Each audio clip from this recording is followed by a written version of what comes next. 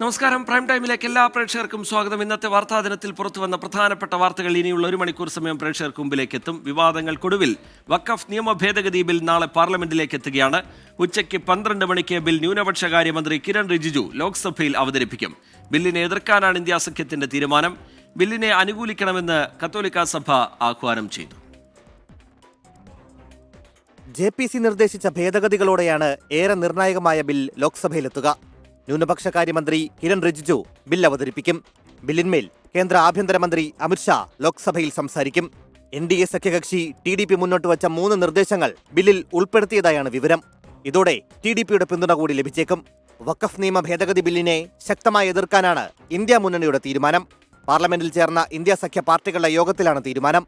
India alliance parties and all along with other like-minded parties on the introduction stage itself is opposing the anti-constitutional provisions of Waqf bill. Waqf bill, amendment bill, basically it is a targeted legislation and it is fundamentally against the constitutional provisions. We cannot support the provisions against the constitution. ബില്ലിന്മേൽ 8 മണിക്കൂറാണ് ചർച്ചയ്ക്ക് അനുവദിച്ചിരിക്കുന്നത്. 12 മണിക്കൂർ ചർച്ച വേണമെന്ന പ്രതിപക്ഷ ആവശ്യം അംഗീകരിച്ചില്ല. 8 മണിക്കൂറിലേക്കാണ് ചർച്ച നടത്താൻ തീരുമാനിച്ചത്. സ്പീക്കർ ചർച്ചയിൽ കൂടുതൽ സമയം ആവശ്യമാണെങ്കിൽ അപ്പോൾ തീരുമാനിക്കാമെന്ന് പറഞ്ഞാണ്. ബില്ലവതരണത്തിന്റെ പശ്ചാത്തലത്തിൽ BJPയും കോൺഗ്രസും ലോക്സഭാംഗങ്ങൾക്ക് വിപ്പ് നൽകിയിട്ടുണ്ട്. രാഹുൽ ഗാന്ധിയുടെ അധ്യക്ഷതയിൽ സഭയ്ക്കകത്ത് സ്വീകരിക്കേണ്ട നിലപാടുകൾ കോൺഗ്രസ് നാളെ ചർച്ച ചെയ്യും. ബില്ലിനെ പിന്തുണച്ച് CBCIയും KCBCയും രംഗത്ത് വന്നതിനാൽ കോൺഗ്രസ് നിലപാട് നിർണായകമാകും. ബിൽ നിയമമായാലും മുനമ്പം വിഷയം പരിഹരിക്കാൻ എത്ര നാൾ വേണ്ടിവരുമെന്ന് ഇപ്പോൾ പറയാനാകില്ലെന്നായിരുന്നു കേന്ദ്രമന്ത്രി ജോർജ് കുര്യന്റെ പ്രതികരണം.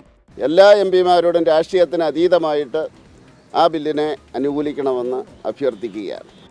വഖഫ് നിയമ ഭേദഗതി ബില്ല് ഭൂരിപക്ഷ വോട്ടോടെ നാളെ ലോക്സഭയിൽ പാസാക്കിയാൽ മറ്റന്നാൾ രാജ്യസഭയിൽ ബില്ല് ചർച്ചയ്ക്ക് വയ്ക്കും. 24 ഡൽഹി. വഖഫ് ഭേദഗതി ബില്ലിനെ എതിർക്കാൻ ഇന്ത്യ സഖ്യത്തിന്റെ തീരുമാനം. പ്രതിപക്ഷ പാർട്ടികൾ ബില്ലിനെ ഒറ്റക്കെട്ടായി എതിർക്കുമെന്ന് കോൺഗ്രസ് അധ്യക്ഷൻ മല്ലികാർജ്ജുൻ ഖർഗെ പറഞ്ഞു. എന്നാൽ UDFിലെയും LDFിലെയും കേരള കോൺഗ്രസുകൾക്ക് ബില്ലിനെ എതിർക്കുന്നതിൽ ആശങ്കയുണ്ട്. വിനീത VG വിവരങ്ങളുമായി ചേരുന്നുണ്ട് ഡൽഹിയിൽ നിന്ന്. വിനീത, നാളെ സഭയിൽ എന്ത് സമീപനം സ്വീകരിക്കണം, എന്ത് തന്ത്രം സ്വീകരിക്കണം എന്ന് ചർച്ച ചെയ്യാൻ വേണ്ടി KC വേണുഗോപാലിന്റെ വസതിയിൽ ഒരു യോഗം ചേരുന്നു എന്ന് മനസ്സിലാക്കുന്നു. എന്താണ് അതുമായി ബന്ധപ്പെട്ട വിശദാംശങ്ങൾ? കോൺഗ്രസിനെ നാളെ സഭയിലേക്ക് ബില്ലെത്താൻ ഇരിക്കെ ഈ ഘട്ടത്തിൽ തുടർ നീക്കങ്ങൾ ഏത് തരത്തിലാണ് ആലോചിക്കുന്നത്? ഈ NDAക്കകത്തും ഘടകകക്ഷികളിൽ ചിലർക്ക് ഭിന്നാഭിപ്രായങ്ങളുണ്ട്. എന്താണ് സംഭവിക്കുന്നത് വിനീത VG? തീർച്ചയായും TK സൂചിപ്പിച്ചതുപോലെ തന്നെ KC വേണുഗോപാലിന്റെ വസതിയിൽ അല്പസമയത്തിനകം തന്നെ യോഗം ആരംഭിക്കും. MPമാരൊക്കെ ഇവിടേക്ക് എത്തി തുടങ്ങിയിരിക്കുന്നു. ഞാനിപ്പോൾ നിൽക്കുന്നത് KC വേണുഗോപാലിന്റെ വസതിയിലാണ്. ഈ നിലപാടിൽ ചർച്ച ചെയ്യാൻ, ഈ വഖഫ് ബില്ലിന്മേലുള്ള നിലപാട് ചർച്ച ചെയ്യാനാണ് UDF MPമാരുടെ പ്രത്യേക യോഗം ചേർന്നത്. KC വേണുഗോപാലിന്റെ വസതിയിൽ അല്പസമയത്തിനകം തന്നെ ഈ യോഗം ആരംഭിക്കും. ഹൈബി ഈഡൻ, ഒപ്പം തന്നെ VK ശ്രീകണ്ഠൻ, ഷാഫി പറമ്പിൽ, ജബി മേത്ര, ആന്റണി ഉൾപ്പെടെയുള്ള MPമാർ ഇവിടേക്ക് എത്തിയിട്ടുണ്ട്. നേരത്തെ TK സൂചിപ്പിച്ചതുപോലെ തന്നെ ഈ ബില്ലിനെ ശക്തമായി എതിർക്കാൻ തന്നെയാണ് ഇന്ത്യ സഖ്യത്തിന്റെ തീരുമാനം. പാർലമെന്റിൽ ഇന്ന് ചേർന്ന യോഗത്തിലാണ്, ഈ സഖ്യ പാർട്ടികളുടെ യോഗത്തിലാണ് തീരുമാനം വന്നിരിക്കുന്നത്. പ്രതിപക്ഷ പാർട്ടികൾ ബില്ലിനെ ഒറ്റക്കെട്ടായി എതിർക്കുമെന്ന മല്ലികാർജ്ജുൻ ഖാർഗെയും വ്യക്തമാക്കിയിട്ടുണ്ട്. ഒപ്പം തന്നെ മോദി സർക്കാരിന്റെ ഭരണഘടനാ വിരുദ്ധവും ഒപ്പം ഭിന്നിപ്പുണ്ടാക്കുന്നതുമായ അജണ്ടയെ പരാജയപ്പെടുത്തുന്നതിന് പ്രതിപക്ഷ പാർട്ടികൾ പാർലമെന്റിൽ ഒന്നിച്ചു പ്രവർത്തിക്കുമെന്നാണ് ഈ യോഗത്തിന് ശേഷം മല്ലികാർജ്ജുൻ ഖാർഗെയും പ്രതികരിച്ചിട്ടുണ്ടായിരുന്നത്. ഈ പ്രതിപക്ഷ പാർട്ടി നേതാക്കളുടെ യോഗത്തിൽ ബില്ലിന്റെ നിലപാട് കോൺഗ്രസും വ്യക്തമാക്കിയിട്ടുണ്ട്. പ്രതിപക്ഷം നാളെ ലോക്സഭയിലും പിന്നീട് രാജ്യസഭയിലും ബില്ലിനെ എതിർക്കുമെന്നാണ് അറിയിച്ചിരിക്കുന്നത്. മുഴുവൻ പ്രതിപക്ഷ പാർട്ടികളും ഇന്ന് ചേർന്ന യോഗത്തിൽ പങ്കെടുത്തു. 36 പ്രതിപക്ഷ പാർട്ടികൾ നേതാക്കൾ യോഗത്തിൽ, ഈ ഖാർഗെ വിളിച്ച യോഗത്തിൽ പങ്കെടുത്തിട്ടുണ്ട്. അതിന് പിന്നാലെയാണ് ഇപ്പോൾ KC വേണുഗോപാലിന്റെ വസതിയിൽ പ്രത്യേകമായി ഈ യോഗം ചേരുന്നത്.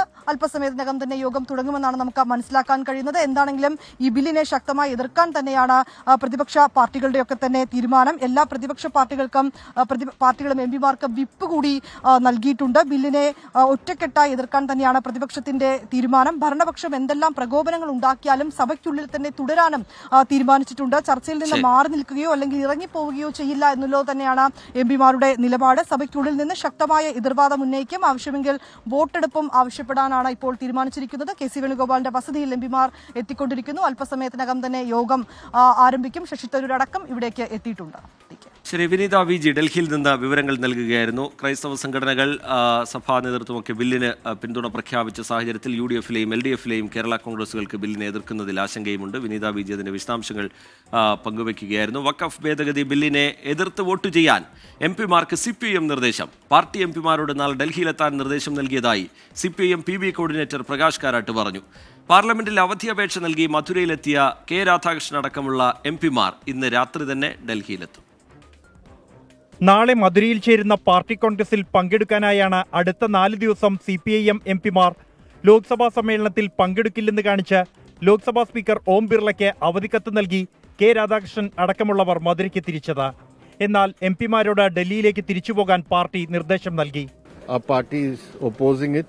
We have instructed all our MPs to remain in Delhi and not to attend the party congress because they'll have to participate in the discussion and the voting against it.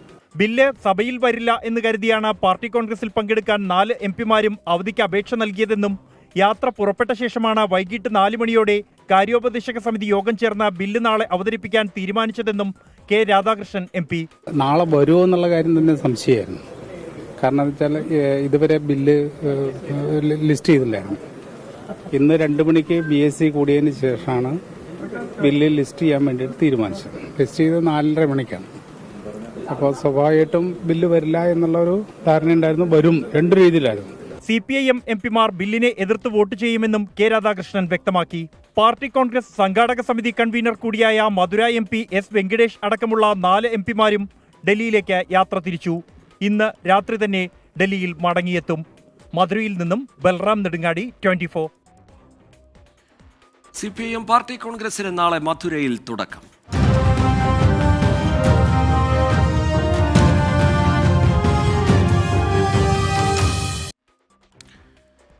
CPIM-ന്റെ 24-ാം party കോൺഗ്രസിന് നാളെ തമിഴ്നാട്ടിലെ മധുരയിൽ തുടക്കമാവുകയാണ്. തമുക്കം മൈതാനത്തെ സീതാറാം യെച്ചൂരി നഗറിൽ ഞായറാഴ്ച വരെയാണ് party Congress. 80 നിരീക്ഷകരടക്കം 811 പ്രതിനിധികൾ party കോൺഗ്രസിൽ പങ്കെടുക്കും. മണിക് സർക്കാർ അധ്യക്ഷനായ പ്രസിഡിയമാണ് പാർട്ടി കോൺഗ്രസിനെ നിയന്ത്രിക്കുക. വൈകുന്നേരം ചേർന്ന കേന്ദ്ര കമ്മിറ്റിയാണ് സമ്മേളനം നിയന്ത്രിക്കുന്നതിനുള്ള കമ്മിറ്റികളും സമ്മേളനത്തിന്റെ കാര്യപരിപാടികളും തീരുമാനിച്ചത്. ത്രിപുരയിലെ മുൻ മുഖ്യമന്ത്രിയും പോളിറ്റ് ബ്യൂറോ അംഗവുമായ മണിക് സർക്കാർ അധ്യക്ഷനായ പ്രസീഡിയമാണ് സമ്മേളന നടപടികൾ നിയന്ത്രിക്കുക. കേരളത്തിൽ നിന്ന് ദിനേശൻ പുത്തലത്ത് പ്രസീഡിയത്തിൽ അംഗമാണ്. 3 വർഷത്തെ പ്രവർത്തനം അവലോകനം ചെയ്തുകൊണ്ടുള്ള സംഘടനാ റിപ്പോർട്ട് മുതിർന്ന PB അംഗം BV രാഘവലുവാണ് അവതരിപ്പിക്കുക. കരട് രാഷ്ട്രീയ പ്രമേയം PB കോർഡിനേറ്റർ പ്രകാശ് കാരാട്ടും അവതരിപ്പിക്കും. പാർട്ടി കോൺഗ്രസ് വേദിയിൽ സ്ഥാപിക്കുന്ന ദീപശിഖയും പതാകയും വൈകുന്നേരത്തോടെ മധുരയിലെ വേദിയിലെത്തി. പരമ്പരാഗത തമിഴ് ശൈലിയിൽ ജാഥകളെ സ്വീകരിച്ചു.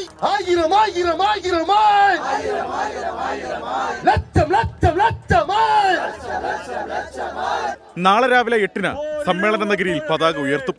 മുതിർന്ന നേതാവ് ബിമൻ ബോസാണ് പതാക ഉയർത്തുക. 2008 ഏപ്രിലിൽ നടന്ന കോയമ്പത്തൂർ പാർട്ടി കോൺഗ്രസിനു ശേഷം ഇപ്പോഴാണ് തമിഴ്നാട്ടിൽ പാർട്ടി കോൺഗ്രസ് നടക്കുന്നത്. സ്റ്റാലിനുമായുള്ള രാഷ്ട്രീയ ഐക്യവും സമ്മേളന ആവേശവും എല്ലാം ഉപയോഗിച്ച് പാർട്ടി ശക്തിപ്പെടുത്താൻ തമിഴ്നാട് ഘടകവും ലക്ഷ്യമിടുകയാണ്. സമ്മേളനം മികച്ചതാക്കി രാഷ്ട്രീയ നേട്ടം കൊയ്യാൻ വിപുലമായ ഒരുക്കങ്ങളാണ് അണിയറയിൽ. രാഷ്ട്രീയ നയരേഖ അംഗീകരിക്കൽ, സംഘടനാ റിപ്പോർട്ട് ചർച്ച, റിവ്യൂ റിപ്പോർട്ട് ചർച്ച എന്നിവ സമ്മേളനത്തിലെ അജണ്ടയാണ്. എന്നാൽ പാർട്ടിയെ ഇനി ആരു നയിക്കുമെന്നതാണ് പാർട്ടി കോൺഗ്രസ് തുടങ്ങുമ്പോൾ പ്രധാന ചർച്ച. മലയാളിയായ MA ബേബി ജനറൽ സെക്രട്ടറിയാകുമെന്ന ചർച്ചകൾ സജീവമാണ്. 24 മധുര. മധുരയിൽ CPIM-ന്റെ 24-ാം പാർട്ടി കോൺഗ്രസ് 24-ന് വേണ്ടി റിപ്പോർട്ട് ചെയ്യുന്നത് പരിചയസമ്പന്നരായ വാർത്താ സംഘം. നിരവധി പാർട്ടി കോൺഗ്രസുകളും സംസ്ഥാന സമ്മേളനങ്ങളും റിപ്പോർട്ട് ചെയ്ത ദീപക് ധർമ്മടം, R ശ്രീജിത്ത്, ബൽറാം നെടുങ്ങാടി എന്നിവരാണ് തത്സമയ വിവരങ്ങളും വിശകലനങ്ങളും പ്രേക്ഷകരിലേക്ക് എത്തിക്കുന്നത്. വൈഗാതീരത്തെ ഗോപുരനഗരിയായ മധുരയിൽ നിന്ന് മാറ്റത്തിന്റെ കാറ്റ് CPIM-ൽ വീശുമോ എന്ന് പ്രേക്ഷകർക്ക് തത്സമയം അറിയാം. CPIM സമ്മേളനങ്ങൾ റിപ്പോർട്ട് ചെയ്ത പരിചയസമ്പന്നരെയാണ് മധുരയിലേക്ക് 24 നിയോഗിച്ചിരിക്കുന്നത്. 2002-ൽ കണ്ണൂർ സംസ്ഥാന സമ്മേളനവും 2005-ൽ ഡൽഹി 18-ാം പാർട്ടി കോൺഗ്രസ് മുതൽ റിപ്പോർട്ട് ചെയ്തിട്ടുണ്ട് 24 assistant executive editor Deepak Dharmadam. മധുരയിൽ പാർട്ടി കോൺഗ്രസ് തുടങ്ങും മുമ്പ് തന്നെ ഉയരുന്ന ചോദ്യം ഇതാണ്: ആരായിരിക്കും അടുത്ത ജനറൽ സെക്രട്ടറി? PB കോർഡിനേറ്ററായ പ്രകാശ് കാരാട്ട് വീണ്ടും ജനറൽ സെക്രട്ടറി പദത്തിലേക്ക് എത്തുമോ? മലയാളിയായ MA ബേബി ജനറൽ സെക്രട്ടറി ആകുമോ? ആയാൽ EMS-ന് ശേഷം കേരളത്തിൽ നിന്നും എത്തുന്ന ജനറൽ സെക്രട്ടറി എന്ന ചരിത്രത്തിന്റെ ഭാഗം. വനിതയായ വൃന്ദ കാരാട്ട് പ്രായപരിധിയിലെ ഇളവോടുകൂടി ജനറൽ സെക്രട്ടറി ആകുമോ? ചോദ്യങ്ങൾ അനവധിയാണ്. ഇതിനെല്ലാം ഉത്തരം അപ്പോൾ 24-ൽ. 2002 കണ്ണൂർ സംസ്ഥാന സമ്മേളനവും 2008 കോയമ്പത്തൂർ പാർട്ടി കോൺഗ്രസ് മുതൽ ആർ ശ്രീജിത്തിന്റെ റിപ്പോർട്ടുകളുണ്ട്. ഇത്തവണയും പ്രേക്ഷകർക്ക് തത്സമയ വിവരങ്ങളും വിശകലനവും നൽകാൻ 24 പൊളിറ്റിക്കൽ എഡിറ്റർ ആർ ശ്രീജിത്ത് മധുരയിലുണ്ട്. CPIM-നെ സംബന്ധിച്ച നിർണായക തീരുമാനങ്ങൾ എടുക്കുന്നത് പാർട്ടി കോൺഗ്രസിലാണ്. പ്രായപരിധിയുടെ വാൾ ഇത്തവണ നിരവധി നേതാക്കളുടെ തലയ്ക്ക് മുകളിലുണ്ട്. പ്രായപരിധി നടപ്പിലാക്കുമോ? ചിലർക്ക് ഇളവ് നൽകുമോ? കാത്തിരിക്കൂ 24-നൊപ്പം. CPIM കേന്ദ്ര കമ്മിറ്റി പോളിറ്റ് ബ്യൂറോ യോഗങ്ങൾ വർഷങ്ങളായി റിപ്പോർട്ട് ചെയ്യുന്ന ബൽറാം നെടുങ്ങാടിയുടെ റിപ്പോർട്ടും പ്രേക്ഷകർക്ക് കാണാം. ദേശീയ രാഷ്ട്രീയത്തിൽ CPIM-ന്റെ സ്ഥാനം അടയാളപ്പെടുത്താൻ പാർട്ടി കോൺഗ്രസ് എന്തു തീരുമാനമെടുക്കും എന്നതടക്കം 24 ഡൽഹി റീജിയണൽ മേധാവി ബൽറാം നെടുങ്ങാടിയുടെ റിപ്പോർട്ടുകളും ഉണ്ടാകും. കോൺഗ്രസിനോട് സഖ്യം വേണ്ടെന്ന കേരള ലൈനിന് മുൻതൂക്കം കിട്ടുമോ? സഖ്യമാകാമെന്ന ബംഗാൾ ലൈൻ അംഗീകരിക്കുമോ എന്ന് മധുരയിൽ അറിയാം. ദേശീയ രാഷ്ട്രീയത്തിൽ നഷ്ടപ്പെട്ട സ്വാധീനം വീണ്ടെടുക്കാൻ നയമെന്താകും എന്നതും പ്രസക്തമാണ്. CPIM പാർട്ടി കോൺഗ്രസിന്റെ ആധികാരിക വിവരങ്ങൾക്ക് കാത്തിരിക്കുക. ആദ്യമെത്തും 24-ലൂടെ ആധികാരിക വാർത്തകൾ. Political desk 24. CPIM party Congress നടക്കുന്ന മധുരയിലെ സീതാറാം യെച്ചൂരി സമ്മേളന നഗരിയിൽ നിന്ന് ദീപക് ധർമ്മടത്തിനൊപ്പം ആർ ശ്രീജിത്ത്, ബൽറാം നെടുങ്ങാടി എന്നിവർ തത്സമയം ചേരുന്നുണ്ട്. ദീപക് ധർമ്മടത്തിലേക്കാണ് ആദ്യം. ദീപക്, ആരായിരിക്കും അടുത്ത ജനറൽ സെക്രട്ടറി എന്ന ചോദ്യത്തിന് ഉത്തരം പാർട്ടി കോൺഗ്രസിലുണ്ടാകും. പ്രായപരിധിയുടെ ഇളവിൻ്റെ കാര്യത്തിലാണെങ്കിൽ പിണറായി വിജയൻ അപ്പുറത്തേക്ക് വേറെ ഏതെങ്കിലും നേതാക്കൾക്ക് ഇളവുണ്ടാകുമോ എന്ന ചോദ്യം. കേരള ഘടകത്തിൻ്റെ സ്വാധീനം, അങ്ങനെ ഒരുപാട് ആകാംക്ഷകളുണ്ട് പാർട്ടി കോൺഗ്രസുമായി ബന്ധപ്പെട്ട്. ദീപക് ധർമ്മടം. റീജിത്ത്, ഏറ്റവും പ്രധാനപ്പെട്ട കാര്യം, മധുര പാർട്ടി കോൺഗ്രസിന് ഇന്നോളം CPIM-ന്റെ 24 പാർട്ടി കോൺഗ്രസ്സാണ്, 24-ാമതാണ്. 23 പാർട്ടി കോൺഗ്രസിലും ഇല്ലാത്ത ഒരു പ്രതിസന്ധി അല്ലെങ്കിൽ ഒരു പ്രത്യേക കാര്യം, ജനറൽ സെക്രട്ടറി ഇല്ലാതെ നടക്കുന്ന ഒരു പാർട്ടി കോൺഗ്രസ് എന്നുള്ളതാണ്. PB കോർഡിനേറ്ററുടെ നേതൃത്വത്തിലാണ് സമ്മേളനത്തിൻ്റെ നടപടികൾ നടക്കുന്നത്. മാത്രവുമല്ല, ഇതിന് കാരണമായത് ബ്രാഞ്ച് സമ്മേളന നടപടികൾ തുടങ്ങുന്ന സമയത്താണ് സീതാറാം യെച്ചൂരി ജനറൽ സെക്രട്ടറി നമ്മളെ വിട്ടുപോയത് എന്നുള്ളതാണ്. അതുകൊണ്ട് തന്നെ ഈ സമ്മേളനത്തിൽ ഏറ്റവും നിർണായകമായ കാര്യം പുതിയ ജനറൽ സെക്രട്ടറി ആര് എന്നുള്ളത് തന്നെയാണ്. അതിൽ എൻ്റെ ഒപ്പം ആർ ശ്രീജിത്തുണ്ട്, അതുപോലെ തന്നെ നമ്മുടെ ബൽറാം നെടുങ്ങാടിയുണ്ട്. ഈ രണ്ടുപേരും ഈ വിഷയം കൈകാര്യം ചെയ്ത് പരിചയസമ്പന്നരാണ്. അതുകൊണ്ട് തന്നെ നമുക്ക് ഈ കേരള ഘടകം, പാർട്ടിക്ക് ഏറ്റവും കൂടുതൽ അംഗത്വമുള്ള മെമ്പർഷിപ്പുള്ള കേരള ഘടകം എത്രമാത്രം ഈ തീരുമാനത്തിൽ സ്വാധീനം ചെലുത്തുമെന്ന് ആദ്യം പറയാൻ സാധിക്കുക ശ്രീജിത്തിനാണ്. ശ്രീജിത്ത്, സ്വാഗതം. ഏറ്റവും പ്രധാനപ്പെട്ട കാര്യം, കേരളത്തിലെ പാർട്ടിയാണോ യഥാർത്ഥത്തിൽ ജനറൽ സെക്രട്ടറി ആരെന്ന് തീരുമാനിക്കുന്നതിലെ ട്രബിൾ ഷൂട്ടർ? കേരളത്തിലെ പാർട്ടിക്ക് ജനറൽ സെക്രട്ടറി ആരെന്ന തീരുമാനത്തിൽ നിർണായകമായ സ്വാധീനം ചെലുത്താൻ കഴിയും. 17-അംഗ പൊളിറ്റ് ബ്യൂറോയിൽ 4 അംഗങ്ങൾ കേരളത്തിൽ നിന്നാണ്. ഒപ്പം തന്നെ കേന്ദ്ര കമ്മിറ്റിയിലും നല്ല പ്രാതിനിധ്യം കേരളത്തിനുണ്ട്. അതോടൊപ്പം തന്നെ കേരളത്തിന് പുറത്തുനിന്ന് കേന്ദ്ര കമ്മിറ്റിയിൽ എത്തിയ ആളുകളും കേരളത്തിൽ മലയാളികളായ ആളുകളുണ്ട്. അപ്പോൾ ഈ തീരുമാനങ്ങളെ സ്വാധീനിക്കുന്ന നിർണായക ശക്തിയായി കേരളത്തിന് മാറാൻ കഴിയും എന്നത് ഇത് മാത്രമല്ല. 175 പ്രതിനിധികളാണ് പുതിയ കേന്ദ്ര കമ്മിറ്റിയെ നിശ്ചയിക്കുന്ന ഈ പാർട്ടി കോൺഗ്രസിൽ കേരളത്തിൻ്റെതായി പങ്കെടുക്കുന്നത്.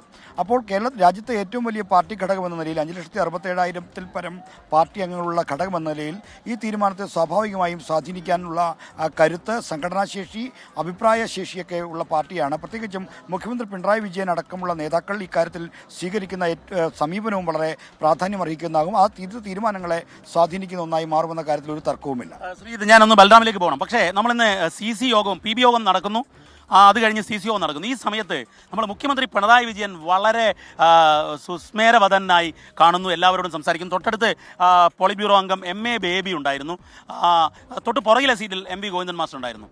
ഇതിൽ സംഘടനാ റിപ്പോർട്ട് ഈ പ്രാവശ്യം അവതരിപ്പിക്കുന്നത് രാഘവലുവാണ്. രാഘവലു സംഘടനാ റിപ്പോർട്ട് അവതരിപ്പിക്കുമെന്നുള്ള നമ്മൾ പ്രതീക്ഷിക്കാത്തതാണ്. PB-യിൽ തീരുമാനിച്ചു, CC അത് അംഗീകരിച്ചു. ഇത് എന്തിൻ്റെയെങ്കിലും സൂചനയായി കാണാമോ? കാരണം വിശാഖപട്ടണം പാർട്ടി കോൺഗ്രസിൽ സംഘടനാ റിപ്പോർട്ട് അവതരിപ്പിച്ച സീതാറാം യെച്ചൂരി ജനറൽ സെക്രട്ടറി ആയ ഒരു ചരിത്രം പാർട്ടിക്കുണ്ട്. അതുകൊണ്ടാണ് ഞാൻ ബൽറാമിനോട് ചോദിക്കുന്നത്. ദീപകി, ഈ വിഷയത്തെ സംബന്ധിച്ചിടത്തോളം ഇത്തരത്തിൽ വിലയിരുത്തുകയാണെങ്കിൽ അത് എന്തിൻ്റെയെങ്കിലും സൂചനയാണോ രാഘവലു സംഘടനാ റിപ്പോർട്ട് അവതരിപ്പിക്കുന്നത് എന്ന് ചോദിക്കുകയാണെങ്കിൽ, അത്തരത്തിൽ നേരത്തെ സൂചിപ്പിച്ച പോലെ തന്നെ സീതാറാം യെച്ചൂരിയുടെ കാര്യം എടുക്കുകയാണെങ്കിൽ അതൊരു സൂചനയായി നമുക്ക് കണക്കാക്കാൻ കഴിയും. കാരണം സീതാറാം യെച്ചൂരി ആ പാർട്ടി കോൺഗ്രസിൽ എത്തുന്നു. ആ ഘട്ടത്തിൽ അദ്ദേഹം ചില ഭിന്നാഭിപ്രായങ്ങൾ അദ്ദേഹം ഉയർത്തിയ ഒരു പാർട്ടി കോൺഗ്രസ് കൂടിയായിരുന്നു അത്. അവിടെ വെച്ച് അദ്ദേഹമാണ് ഈ സംഘടനാ റിപ്പോർട്ട് അവതരിപ്പിക്കാൻ അദ്ദേഹത്തെ ചുമതലപ്പെടുത്തുന്നു. പിന്നീട് ആ പാർട്ടി കോൺഗ്രസിൽ ജനറൽ സെക്രട്ടറിയായി സീതാറാം യെച്ചൂരി എത്തുന്നു എന്നുള്ളതാണ്. എന്നാൽ ഇപ്പോഴത്തെ സാഹചര്യം രാഘവലുവിനെയാണ് ആ ചുമതല ഏൽപ്പിച്ചിരിക്കുന്നത്. അദ്ദേഹം ഈ ജനറൽ സെക്രട്ടറി സ്ഥാനത്തേക്ക് സജീവമായി ചർച്ചയിലുള്ള പേരുകളിൽ ഒന്നാണ്. ഒപ്പം തന്നെ മലയാളിയായ MA ബേബി, കേരള ഘടകത്തിൽ ഭാഗമായ MA ബേബിയുടെ പേര് ഉയർന്നു വരുന്നുണ്ട്. കിസാൻ സഭ ജനറൽ സെക്രട്ടറി ആയ അശോക് ധാവളയുടെ പേര് ഉയർന്നു വരുന്നുണ്ട്. ഇത്തരത്തിലുള്ള പേരുകളിൽ ഒന്നാണ് അദ്ദേഹത്തിൻ്റെത് എന്നതുകൊണ്ട് തന്നെ അത്തരത്തിലുള്ള സാധ്യത നമുക്ക് തള്ളിക്കളയാനാകില്ല. എന്നാൽ ഈ ചർച്ചകൾ ഈ പാർട്ടി കോൺഗ്രസ് നഗരിയിൽ സജീവമായി തന്നെ അടുത്ത ജനറൽ സെക്രട്ടറി എന്ന ചർച്ചകൾ തന്നെയാണ്. അപ്പോഴെല്ലാം നേതാക്കൾ പറയുന്ന മറുപടി ചർച്ചകളിലായിരിക്കും ഇക്കാര്യങ്ങൾ തീരുമാനിക്കുക എന്നുള്ളതാണ്. ഞാനൊന്ന് ഇടപെടാം. ഇന്ന് നമ്മൾ നേതാക്കളോടെല്ലാം സംസാരിക്കുമ്പോൾ അത് 6-ാം തീയതി അറിയാം എന്നാണ് പറയുന്നത്. MA ബേബിയും നമ്മളോട് അല്പം മുമ്പ് സംസാരിച്ചു. അതൊക്കെ നിങ്ങൾ പ്രചരിപ്പിക്കുന്നതാണെന്നാണ് പറയുന്നത്. ഈ ജനറൽ സെക്രട്ടറി സ്ഥാനത്തേക്കുള്ള സാധ്യത ആർക്കാണ് കൂടുതൽ? നിലവിലെ സാഹചര്യത്തിൽ ഈ നേതാക്കൾ പറയുന്ന മറുപടി എന്നുള്ളത് തന്നെയാണ്. ഇത്തരം ഒരുപാട് സമവാക്യങ്ങൾ ഇപ്പോൾ ഈ സമ്മേളന നഗരിയുടെ ഉയർന്നു കേൾക്കുന്നുണ്ട്. അംഗങ്ങൾ, പ്രതിനിധികൾ, ഒപ്പം തന്നെ മറ്റ് ആളുകൾ എല്ലാം തന്നെ ചർച്ച ചെയ്യുന്നുണ്ട്. ഒരു പരിധിവരെ ചില നേതാക്കൾക്ക് ഇളവ് നൽകിയേക്കുമെന്ന സൂചനകൾ ഇപ്പോഴും നിലനിൽക്കുന്നുണ്ട്. പ്രകാശ് കാരാട്ടിന് ഇളവ് നൽകിയേക്കും എന്നുള്ള സൂചനയാണോ അങ്ങ് ഉദ്ദേശിക്കുന്നത്? തീർച്ചയായും പ്രകാശ് കാരാട്ടിന് ഇളവ് ലഭിച്ചേക്കും എന്ന സൂചന സജീവമായി നിലനിൽക്കുന്നു. അതിൽ കൂടുതൽ ആർക്കെങ്കിലും ഇളവുണ്ടാകുമോ എന്ന തരത്തിലുള്ള ചർച്ചകൾ നിലനിൽക്കുന്നുണ്ട്. അങ്ങനെയെങ്കിൽ അവരിൽ ഒരാൾ ജനറൽ സെക്രട്ടറി ആകുമോ എന്ന ചോദ്യം ബാക്കി നിൽക്കുന്നു. ഇതിനെല്ലാം ഉത്തരം പാർട്ടി കോൺഗ്രസിലെ ചർച്ചകളിൽ തന്നെയായിരിക്കും തീരുമാനിക്കപ്പെടുക. ശ്രീജിത്തിലേക്ക് പോകാം. Sreejith, MA baby general secretary ആവും എന്നുള്ള വാർത്തകൾ പ്രചരിക്കാൻ തുടങ്ങിയിട്ട് കുറച്ച് നാളുകളായി. പക്ഷേ ആ വാർത്തയ്ക്ക് ഒരു ഡിമിനിഷിംഗ് ആണോ അതോ മുന്നോട്ട് കയറുകയാണോ അത് വരുന്നത്? MA ബേബി ജനറൽ സെക്രട്ടറി സ്ഥാനത്തേക്ക് പരിഗണിക്കാൻ ഏറ്റവും അനുയോജ്യനായ നേതാക്കന്മാരിൽ ഒരാളാണ്. എന്നാൽ ഇപ്പോൾ സംഘടനാ റിപ്പോർട്ട് അവതരിപ്പിക്കാൻ നിയോഗിക്കപ്പെട്ട BV രാഘവലു ഇപ്പോൾ സ്ഥാനം 75 വയസ്സ് പ്രായം പിന്നിട്ട 7 പേർ പൊളിറ്റ് ബ്യൂറോയിലുണ്ട്. അവർ കഴിഞ്ഞാൽ പൊളിറ്റ് ബ്യൂറോയിലെ ഏറ്റവും ബേബിയേക്കാൾ സീനിയറായ നേതാവാണ് BV രാഘവലു. എന്നാൽ അദ്ദേഹം പ്രതിനിധാനം ചെയ്യുന്നത് ഇപ്പോൾ പാർട്ടിക്ക് താരതമ്യേന ശക്തി കുറവുള്ള ആന്ധ്രാപ്രദേശിനെയാണ്. മാത്രമല്ല ആന്ധ്രാപ്രദേശിലെ ചില സംഘടനാപരമായ പ്രശ്നങ്ങളെ മറ്റും തുടർന്ന് അദ്ദേഹത്തിന് അടുത്ത കാലത്ത് ചില വൈഷമ്യങ്ങൾ പാർട്ടിക്കകത്ത് നേരിടുകയും ചെയ്തിരുന്നു. ഈ സാഹചര്യം BV രാഘവലുവിൻ്റെ കടന്നുവരവിന് മുന്നോട്ട് വെക്കാൻ തക്ക സംഘടനാ പിന്തുണ ആന്ധ്രാപ്രദേശിൽ നിന്നോ ഇതര സംസ്ഥാനങ്ങളിൽ നിന്നോ ലഭിക്കുക പ്രയാസമാണ്. അവിടെയാണ് ബൃന്ദ കാരാട്ടിൻ്റെയും ഒപ്പം തന്നെ ബേബിയുടെയും പേരേറ്റവും സജീവമായി പരിഗണിക്കപ്പെടുന്നത്. അവിടെ ബേബിക്കും ബൃന്ദയ്ക്കും ഒരുപോലെ സാധ്യതയുണ്ട്. കേരള ഘടകത്തിൻ്റെ പിന്തുണ, പ്രത്യേകിച്ച് മുഖ്യമന്ത്രി പിണറായി വിജയൻ്റെ നിർലോഭമായ പിന്തുണയുണ്ടെങ്കിൽ MA ബേബി ജനറൽ സെക്രട്ടറി ആകാൻ ഉള്ള സാധ്യതയാണ് കൂടുതൽ. Thank you Sreejith. ഏതായാലും ഒരു കാര്യം കൃത്യമായി പറയാൻ സാധിക്കും. MA ബേബി ജനറൽ സെക്രട്ടറി ആവുകയാണെങ്കിലും രാഘവലു ആവുകയാണെങ്കിലും അതിൽ കേരളത്തിലെ ഘടകത്തിന്റെ നിർണായകമായ പിന്തുണ ലഭിച്ചേ മതിയാകൂ. അതിലൊരു പക്ഷേ മുഖ്യമന്ത്രി പിണറായി വിജയൻ പോളിറ്റ് ബ്യൂറോ അംഗത്തിന്റെ തീരുമാനങ്ങൾ അല്ലെങ്കിൽ MV ഗോവിന്ദൻ മാസ്റ്ററുടെ തീരുമാനം, വിജയരാഘവന്റെ തീരുമാനം കേരള ഘടകത്തിന് നിർണായകമായ പങ്കുണ്ടായിരിക്കുമെന്ന് തീർച്ചയാണ്. കരുനാഗപ്പള്ളി ജിം സന്തോഷ് കൊലക്കേസിൽ പ്രതികൾ ഒളിച്ചിരുന്ന സ്ഥലത്ത് നിന്ന് നാടൻ ബോംബ് കണ്ടെത്തി. കൃഷ്ണപുരത്തെ ഒളിസങ്കേതത്തിൽ നിന്നാണ് നാടൻ ബോംബ് കണ്ടെത്തിയത്. ക്ലാപ്പനയിലെ CPM പ്രാദേശിക നേതാവിന്റെ വീട്ടിലും പ്രതിക്കായി പോലീസിന്റെ അന്വേഷണം. 24 പ്രൈം ടൈം ബ്രേക്കിംഗ്.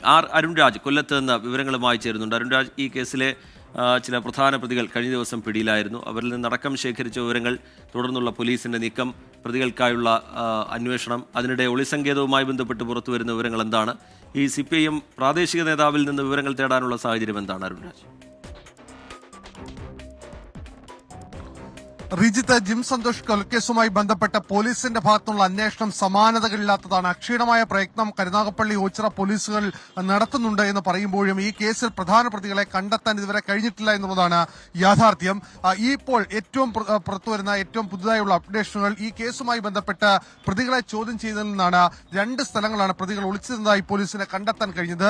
ഈ കൃഷ്ണപുരത്തെ നക്കൽ, ഈ സ്ഥലത്ത് നക്കലാലിലാണ് ഈ പ്രതികൾ ആദ്യം ഒളിച്ചിരുന്നത്. അവിടെ നിന്ന് ഈ പ്രതികൾ ഉപയോഗിച്ച വസ്ത്രങ്ങളും അതുപോലെ തന്നെ ഈ പ്രതികൾ ഉപയോഗിച്ച ശേഷം ഈ ജിം സന്തോഷിന്റെ വീട്ടിലെത്തിയ ശേഷം തിരികെ കൊണ്ടുപോയിരുന്ന നാടൻ ബോംബുമാണ് കണ്ടെത്തിയത്. ഇന്ന് ബോംബ് സ്ക്വാഡും അതുപോലെ തന്നെ കരുനാഗപ്പള്ളി പോലീസും കൊല്ലം സിറ്റി ഡാൻസ് ടീമും അടക്കം ചേർന്നുകൊണ്ട് ഈ ബോംബ് പൂർണ്ണമായി ഇപ്പോൾ നിർവീര്യമാക്കിയിട്ടുണ്ട്.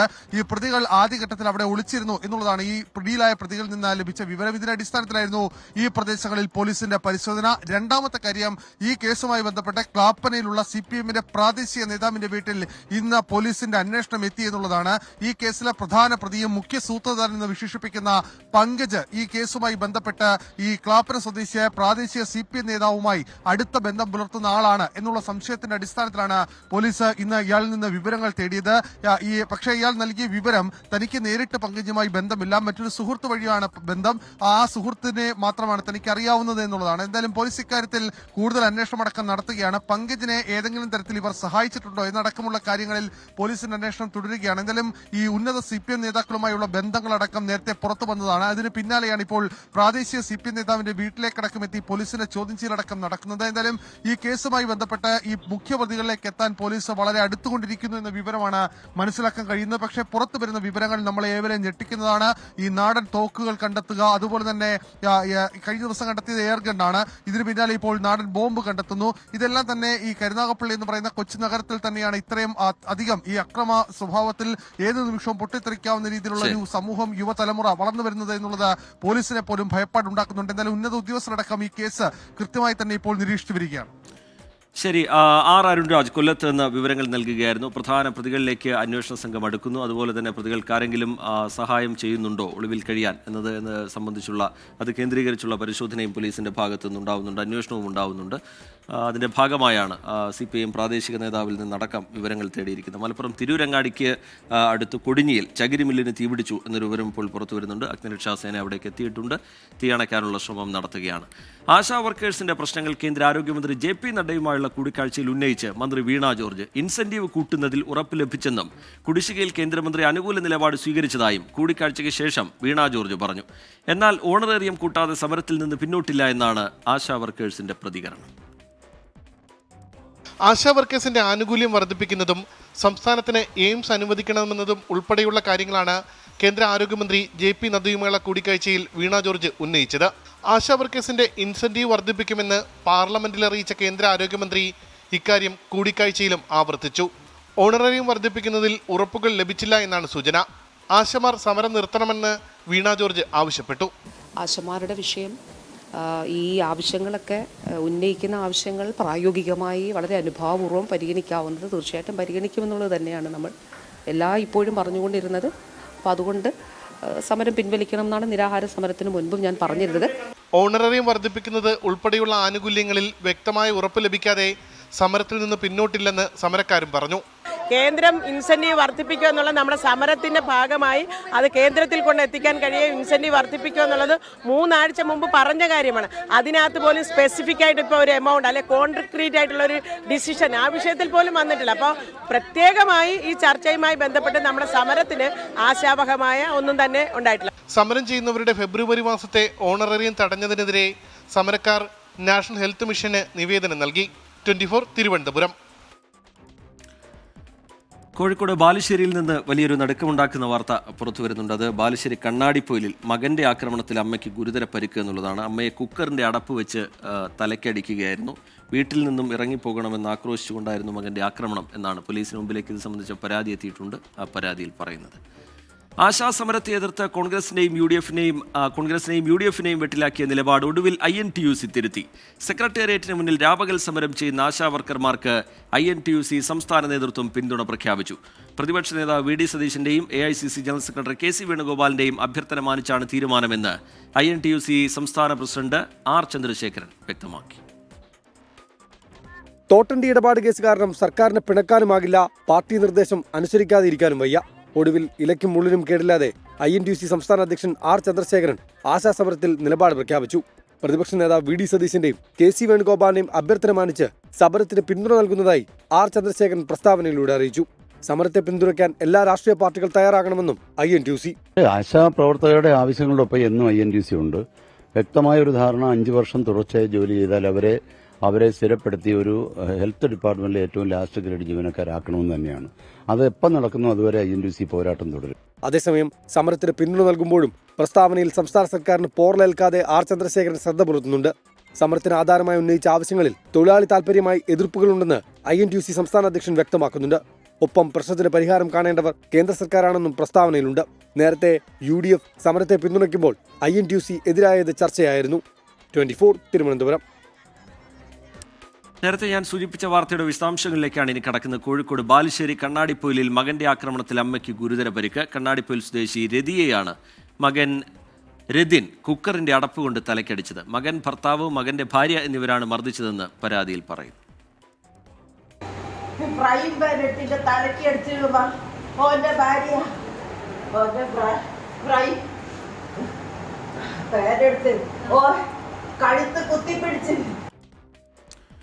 രാഹുൽ സുരേഷ് വിവരങ്ങളുമായി ചേരുന്നുണ്ട് കോഴിക്കോട്ട് നിന്ന്. രാഹുൽ, എന്താണ് ഈ പരാതി? രാഹുൽ, റിജിത്ത്, സ്വത്ത് തർക്കമാണ് ഇത്തരത്തിൽ ആക്രമണത്തിന് കാരണമായത്. കോഴിക്കോട് ബാലുശ്ശേരിക്ക് സമീപം കണ്ണാടിപ്പൊയിലാണ് ഈ സംഭവം നടന്നിരിക്കുന്നത്. ഞായറാഴ്ചയാണ് ഈ പരിക്കേറ്റിട്ടുള്ള രതിയുടെ മകൻ ഗൾഫിൽ നിന്നും വരുന്നത്. ഗൾഫിൽ നിന്നും വന്ന ശേഷം വീട്ടിലെത്തിയ ശേഷം ഈ രതിയുടെ പേരിലുള്ള സ്വത്തുകൾ തൻ്റെ പേരിലേക്ക് എഴുതി നൽകണമെന്ന് പറഞ്ഞുകൊണ്ട് കുക്കറിന്റെ അടപ്പെടുത്ത് രതിയുടെ മേൽ അടിക്കുകയായിരുന്നു എന്നാണ് ഈ പരാതിയിൽ പറയുന്നത്. ഇതിൽ ഏറ്റവും പ്രധാനപ്പെട്ട കാര്യം മകൻ മാത്രമല്ല, മകന്റെ ഭാര്യയും അതോടൊപ്പം തന്നെ പരിക്കേറ്റ രതിയുടെ ഭർത്താവും ഈ ആക്രമണത്തിന് പങ്കാളികളായി എന്നാണ് ഈ പരാതിയിൽ പറയുന്നത്. നിലവിൽ ബാലുശ്ശേരി പോലീസിലാണ് ഈ പരാതി നൽകിയിട്ടുള്ളത്. സംഭവം നടന്ന് അന്ന് തന്നെ രതിയെ കോഴിക്കോട് മെഡിക്കൽ കോളേജ് ആശുപത്രിയിൽ പ്രവേശിപ്പിക്കുകയായിരുന്നു. അതിനുശേഷം ഇന്നലെ അവർ ആശുപത്രി വിട്ടു. പക്ഷേ ഇന്ന് വീണ്ടും അടിവയറ്റിൽ വേദന ഉണ്ടായതിനെ തുടർന്ന് വീണ്ടും അവർ ചികിത്സ തേടിയിരിക്കുകയാണ്. രതിയുടെ ഇളയ മകളും ഈ സംഭവം നടക്കുമ്പോൾ വീട്ടിലുണ്ടായിരുന്നു. അതിനുശേഷം ഈ മകളും നാട്ടുകാരും ചേർന്നാണ് രതിയെ ആശുപത്രിയിൽ പ്രവേശിപ്പിച്ചിട്ടുള്ളത്. സ്വന്തം മകനാണ് കുക്കറിന്റെ അടപ്പ് വെച്ച് ഈ സ്വത്തിന്റെ പേരിൽ തലക്കടിച്ചിട്ടുള്ളത്. എന്താണെങ്കിലും ഗുരുതരമായ പരിക്കാണ് രതിക്ക് ഏറ്റിട്ടുള്ളത് എന്നാണ് പോലീസ് ഇതുമായി ബന്ധപ്പെട്ട് ലഭ്യമാക്കുന്ന വിവരം. ശരി, രാഹുൽ സുരേഷ് കോഴിക്കോട്ട് നിന്ന് വിശദാംശങ്ങൾ പങ്കുവെക്കുകയായിരുന്നു. മലപ്പുറം തിരൂരങ്ങാടിക്കടുത്ത് കൊടിഞ്ഞിയിൽ ചകിരി മില്ലിന് തീയണച്ചു. അഗ്നിരക്ഷാസേന തീയണയ്ക്കാൻ ശ്രമിക്കുകയാണ്. വിപിൻ സി വിജയൻ വിവരങ്ങളുമായി മലപ്പുറത്ത് നിന്ന് ചേരുന്നുണ്ട്. വിപിൻ, വലിയ തീപിടുത്തമാണ് ഉണ്ടായത്. തീ നിയന്ത്രണ വിധേയമായിട്ടുണ്ടോ വിപിൻ?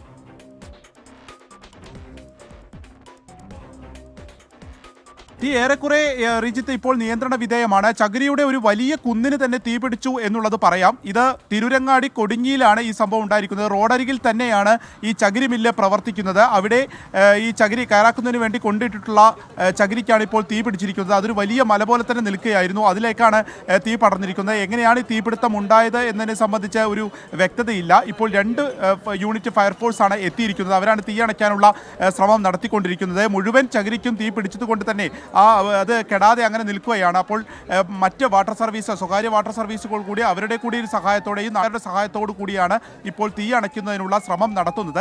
ഇത് മുഹമ്മദ് ഹാജി എന്നുള്ള വ്യക്തിയുടെ സ്വകാര്യ സ്ഥലത്ത് അവരുടെ മില്ലാണ്. ഈ മില്ലിലെ ചകിരിക്കാണ് തീ പിടിച്ചിരിക്കുന്നത്. ഇത് തൊട്ടടുത്ത് തന്നെയാണ് ഓഫീസ് പ്രവർത്തിക്കുന്നത്.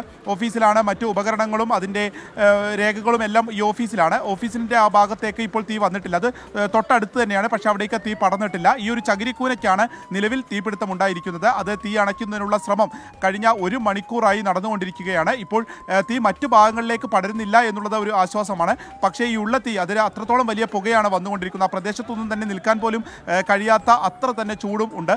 എന്തായാലും തീ അണയ്ക്കുന്നതിനുള്ള ശ്രമം ഈ 2 യൂണിറ്റ് ഫയർഫോഴ്സ് എത്തി നടത്തിക്കൊണ്ടിരിക്കുകയാണ്. 1 മണിക്കൂർ മുൻപാണ് ഈ ഒരു പ്രദേശത്ത് ഈ ഒരു തീപിടുത്തം ഉണ്ടാവുകയും അത് നാട്ടുകാരുടെ ശ്രദ്ധയിൽപ്പെടുകയും ചെയ്യുന്നത്. ഉടൻ തന്നെ കാരണം എന്നത് സംബന്ധിച്ചൊരു വ്യക്തത ഈ ഘട്ടത്തിൽ വരുന്നുണ്ടോ? ഈ സമീപത്തൊക്കെ വീടുകളൊക്കെയുള്ള ഏരിയയാണോ വിപിൻ? സമീപത്തൊക്കെ വീടുള്ളതാണ്. പ്രധാനമായും ഇത് തിരൂർ ചെമ്മാട് റോഡരികിൽ തന്നെയാണ് ഈ മില്ല് പ്രവർത്തിക്കുന്നത്. തൊട്ടടുത്തൊക്കെ വീടുകളൊക്കെ ഉണ്ട്. പക്ഷേ അവിടേക്കൊന്നും തന്നെ ഈ തീൻ്റെ ഒരു പ്രശ്നം ഇതുവരെയും അവിടേക്കൊന്നും വന്നിട്ടില്ല. അതിനുള്ളിൽ തന്നെ ഇത് ശ്രദ്ധയിൽപ്പെടുകയും തീ അണയ്ക്കാനുള്ള ശ്രമങ്ങൾ ആരംഭിക്കുകയും ചെയ്തിട്ടുണ്ട്. എങ്ങനെയാണ് ഈ തീപിടുത്തം ഉണ്ടായത് എന്നുള്ളതിനെ സംബന്ധിച്ചൊരു വ്യക്തതയില്ല. ഇപ്പോൾ പുറമേ നിന്ന് ഏതോ ഒരു തീപ്പൊരി വന്നാണ് എന്നുള്ളത് തന്നെയാണ് നിലവിൽ ഒരു നിഗമനമുള്ളത്. അതിനെക്കുറിച്ച് കൂടുതലായിട്ടുള്ള വ്യക്തത വരേണ്ടിയിരിക്കുന്നു. തീ അണയ്ക്കുന്നതിനുള്ള ശ്രമമാണ് ഇപ്പോൾ നാട്ടുകാരും ഈ ഫയർഫോഴ്സും ഉൾപ്പെടെ ഉള്ളവർ നടത്തിക്കൊണ്ടിരിക്കുന്നത്. വലിയ ഒരു ചകിരി കൂനയ്ക്ക് തന്നെയാണ് ഇപ്പോൾ തീപിടുത്തം ഉണ്ടായിരിക്കുന്നത്. ശരി, തീ അണയ്ക്കാനുള്ള ശ്രമത്തിലാണ് ഫയർഫോഴ്സ് സംഘവും നാട്ടുകാരും. അവിടെ വലിയ ചകിരിക്കൂനയ്ക്കാണ് തീപിടുത്തം ഉണ്ടായിരിക്കുന്നത്. വലിയ പുക പ്രദേശത്ത് ഉയരുന്നുണ്ട്. സമീപത്തൊക്കെ വീടുകളും കടകളും ഒക്കെയുള്ള പ്രദേശമാണ്. തീ ഏറെക്കുറെ നിയന്ത്രണ വിധേയമായിട്ടുണ്ട് എന്നത് ആശ്വാസകരമാണ്. വിപിൻ സി വിജയൻ വിശദാംശങ്ങൾ പങ്കുവയ്ക്കുകയായിരുന്നു. ഗുജറാത്തിലും പശ്ചിമ ബംഗാളിലും പടക്ക നിർമ്മാണശാലകളിലുണ്ടായ സ്ഫോടനങ്ങളിൽ 25 മരണം. ഗുജറാത്തിലെ ബനസ്കന്തയിൽ 18 പേരാണ് മരിച്ചത്. പശ്ചിമ ബംഗാളിൽ 4 കുട്ടികളടക്കം 7 പേർക്കാണ് ദാരുണാന്ത്യം. ഗുജറാത്തിലെ ബനസ്കന്ത ജില്ലയിലെ പടക്ക നിർമ്മാണശാലയിലാണ് സ്ഫോടനമുണ്ടായത്. ഇന്ന് രാവിലെയുണ്ടായ സ്ഫോടനത്തിൽ കെട്ടിടത്തിന്റെ ചില ഭാഗങ്ങൾ തകർന്നു വീണു. തൊഴിലാളികൾ ഉൾപ്പെടെ 18 പേർ മരിച്ചു. 5 പേർക്ക് പരിക്കേറ്റു. പരിക്കേറ്റവരുടെ ആരോഗ്യനില തൃപ്തികരമാണെന്ന് ജില്ലാ കളക്ടർ മിഹിർ പട്ടേൽ പറഞ്ഞു. ബംഗാളിലെ സൗത്ത് പർഗാനാസ് ജില്ലയിൽ ഗ്യാസ് സിലിണ്ടർ പൊട്ടിത്തെറിച്ചാണ് അപകടമുണ്ടായത്. പടക്ക നിർമ്മാണശാലയിലേക്കും അടുത്തുള്ള കെട്ടിടങ്ങളിലേക്കും തീ പടർന്നു. പരിക്കേറ്റൊരാളെ ആശുപത്രിയിൽ പ്രവേശിപ്പിച്ചു. 4 കുട്ടികളടക്കം ഒരേ കുടുംബത്തിലെ 7 പേരാണ് മരിച്ചത്. വർഷങ്ങളായി ഇവർ വീട്ടിൽ പടക്ക നിർമ്മാണം നടത്തിയിരുന്നു. 24 ഡൽഹി. MBA പരീക്ഷയുടെ ഉത്തരപേപ്പർ നഷ്ടമായതിൽ 71 വിദ്യാർത്ഥികൾ വീണ്ടും പരീക്ഷ എഴുതണമെന്ന് ആവർത്തിച്ച് കേരള സർവകലാശാല. ഈ മാസം 7-നാണ് പുനഃപരീക്ഷ നടക്കുക. പരീക്ഷാ നടത്തിപ്പിൽ വീഴ്ച സംഭവിച്ചുവെന്ന് കേരള സർവകലാശാല വൈസ് ചാൻസലർ പറഞ്ഞു.